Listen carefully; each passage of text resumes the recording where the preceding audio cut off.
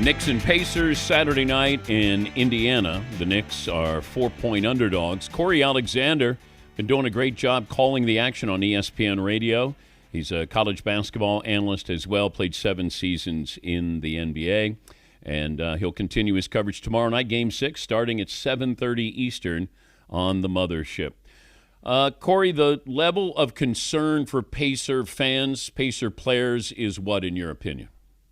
I believe it's probably about a 5 on a scale of 1 to 10 right now, Dan. And the reason being is because, Tyrese Halliburton was so lackadaisical in last night's game. And it's something that we've seen from Tyrese Halliburton throughout his playoff career the last 2 seasons.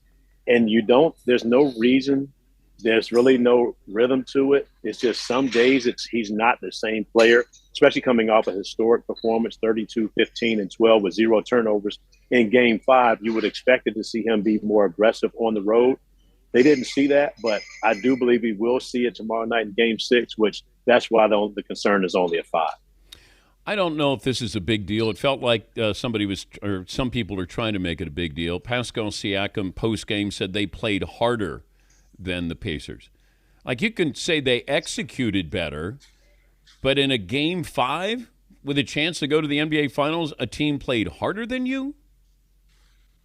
But it was the case. He told the truth, and oftentimes, that's the thing. We ask players to be honest. He told the truth, and the Knicks did play harder. The Knicks played with a sense of urgency and a sense of desperation, and the Pacers played as though they knew they had another opportunity to be able to close it out on their home floor in a Game 6. And Pascal Siakam was spot on. The Knicks did play harder. It may not be something that you want to hear from your teammate in the locker room, but at the same time, everybody in the locker room that was part of that game can look each other in the eye and say, it's the absolute truth. The Knicks did play harder than we did tonight. Tougher to defend Halliburton or Brunson? Tougher to defend Brunson. And the reason being is because Brunson, regardless as to whether he's making shots, he's missing shots, whatever it may be, he is constantly going to stay aggressive. He's going to continue to come at you every opportunity he gets. And more importantly, Jalen Brunson, it doesn't matter who's on the floor. He can be playing with Michael Jordan. And when it's all said and done, when Jalen Brunson steps on the basketball court, he thinks he's the best player on the court, and he was last night. Yeah, I'm fascinated by just his style. It's relentless. He just keeps coming. It's always going forward, and I love that. I just don't know the rest. Karl Anthony Towns played pretty well. He seemed pretty mobile for a guy that was, I guess had a questionable knee going into that game last night. Yeah, he was very mobile, and when you consider Karl Anthony Towns, he really gets his opportunities to start the second quarter, start the fourth quarter when Jalen Brunson's on the bench. But with the new starting lineup that Tibbs has employed over the last 3 games, Jalen doesn't have as much spacing, which makes the 3-point field goal so much more important for him. He got off to a hot start, knocking down threes in that first quarter, 14 first quarter points. I believe he had 16 in the third quarter. I'm not sure if he scored in the second or the fourth. But when you think about the second and the fourth along the Cat, they have a great rotation in the way that they're doing things offensively, and it worked in Game 5. The problem is the Pacers know that. Will they be able to work for the Knicks in Game 6 on the road?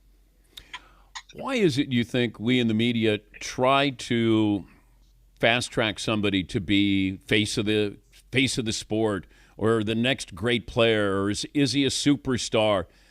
A lot of these players we're talking about are 23 to 27 years of age. It's like we don't give you that grace period before. Michael Jordan had a grace period, and Bird and Magic. Everybody kind of got a grace period. We don't let these younger players now, like Cooper Flagg coming in. How long is his grace period before we say, I don't know, can you win a title here? Why do we do it? We do it because, and Dan, you've been in this industry much longer than I have. Believe it or not, I was with you in the gym. I believe it's Concord Athletic Club back in San Antonio, getting shots up back in the day. So you've been doing this for a long time.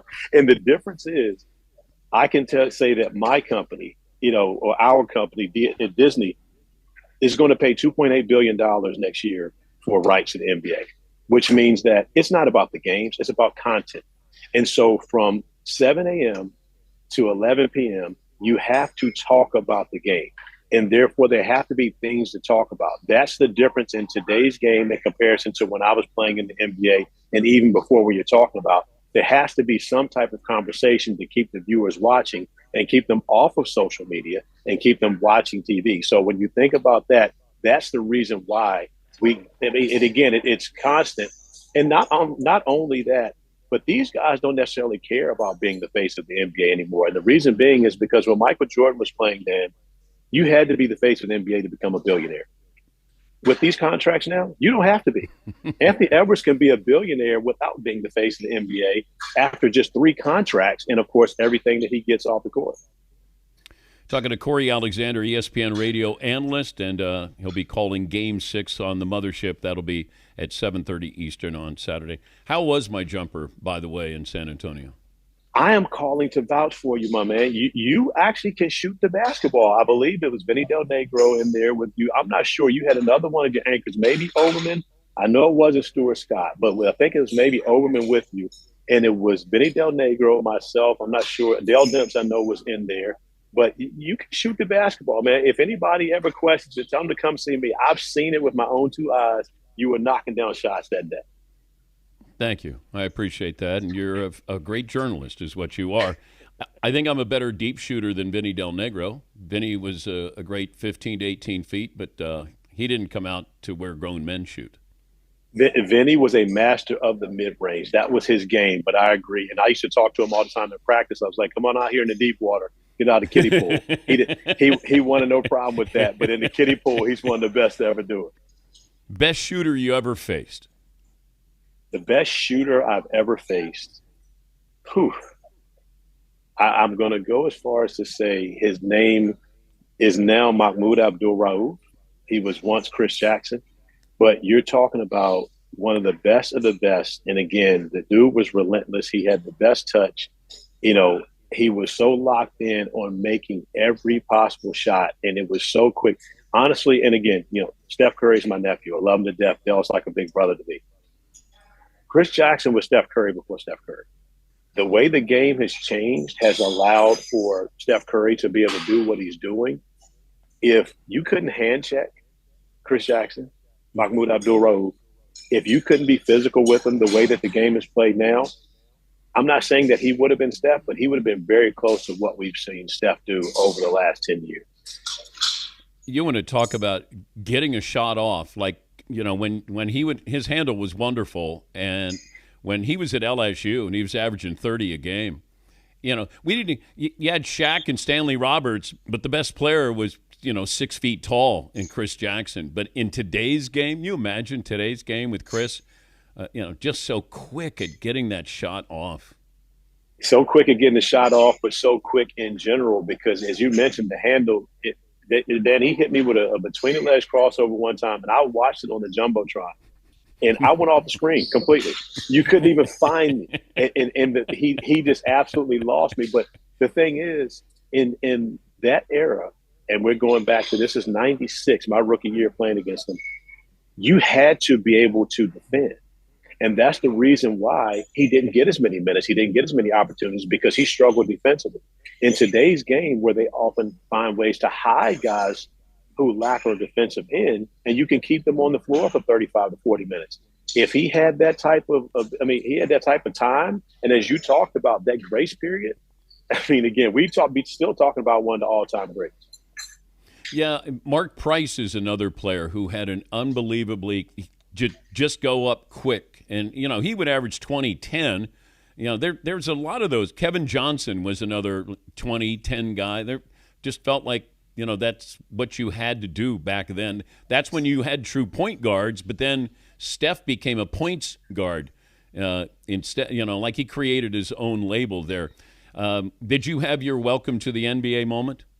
I had a lot of them. And when you just mentioned those names, Mark Price, Kevin Johnson, I started getting flashbacks from all those guys having to deal with. But my welcome to the NBA moment, believe it or not, came in preseason my rookie year. And I was playing against Tim Hardaway at UTEP. So a preseason game at UTEP. Oh, and, of course, I watched so much. Oh, home court. I watched so much Tim Hardaway growing up and playing. And before the game, I'm a fan. I walked up to him and I said, "Hey, Tim, don't hit me with that." And he said, "Don't worry about it, Cory. You don't have to be concerned, but watch what I do to Avery." And he brought out a new move for Avery in that game. Of course, those two guys had history for being with the Warriors together. And after he hit Avery with the move that pretty much spun Avery in a circle, he just looked over at me and gave me a wink. And I knew I might be in for trouble in this league from that point on. Does it matter who wins the East when you look at OKC and how good they've been regular season, postseason? I do think it matters. And the reason being is because as good as OKC has been, they are the best team in the NBA. They have the best player right now in the NBA in SGA. But the Indiana Pacers can give them a handful. They can give them everything they want. And the reason being is because Indiana as a team is just as deep as are the Thunder, and they would absolutely make that a series. I'm not sure if it would be a great series if they're going up against the Knicks because the Knicks are so front-loaded. But when you think about going 1 through 12, the Pacers are right there. They don't have the star that the Thunder have in SGA, but from a depth standpoint, they can match them toe-to-toe. And I know it sounds blasphemous to say this, but SGA has a game.